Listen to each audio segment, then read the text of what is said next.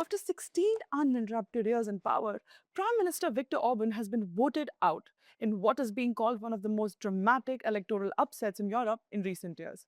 Hello and welcome to The Print. I'm Samah Qundeel and let's see who has emerged victorious in the Hungary polls. Preliminary results, with over 98% votes counted, show a landslide victory of the opposition. The Tisza party, led by Péter Magyar, is on the course to win 138 seats in Hungary's 199-member parliament comfortably, crossing the two-thirds majority mark needed to rewrite the constitution. Orban's Fidesz party, in comparison, has been reduced to just 55 seats, while the far-right, Our Homeland party, secured 6. And with that, a system once described as an electoral autocracy has been decisively defeated. This wasn't just a narrow win. It came with a record voter turnout of 79.5%, the highest in Hungary's democratic history and one of the strongest mandates any party has received. For 2 years, Magyar had traveled relentlessly across the country, from villages to cities, building a movement against what many voters saw as years of cronyism, corruption, and political control. And when the results came in, even Orban acknowledged defeat. Calling the outcome clear and painful, he thanked his supporters and said, and I quote, "The days ahead are for us to heal our wounds." Who is Péter Magyar, the man who brought Orban down?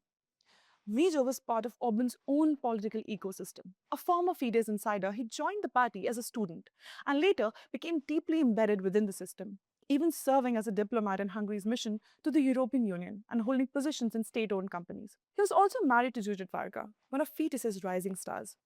But everything changed in early 2024. The turning point was a major political scandal in which President Katalin Novak had granted a pardon to a man who had helped cover up sexual abuse in a Hungarian state-run children's home. This led to the resignation of Hungary's president and Varga herself, who had been justice minister and had co-signed the pardon. And this made Magyar break ranks. "I do not want to be part of a system in which the real people in charge hide behind the women's skirts," he wrote on Facebook. In a viral interview watched by nearly 1 million people, he publicly turned against the system he had long been a part of. He accused it of corruption, lack of accountability, and power being concentrated behind closed doors. Soon after, he launched the Tisza party and rapidly gained momentum, and Magyar's rise has been nothing short of extraordinary.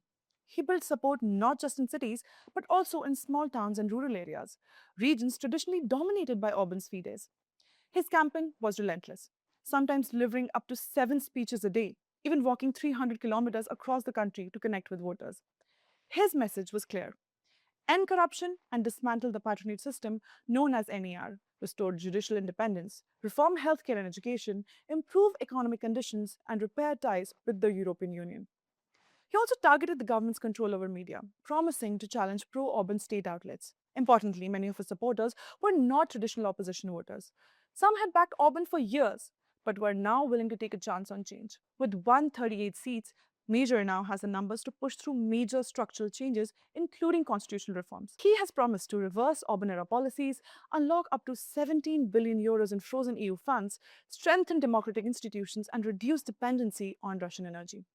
His first foreign visits, he says, will be to Warsaw and Brussels, signaling a reset in Hungary's relationship with Europe.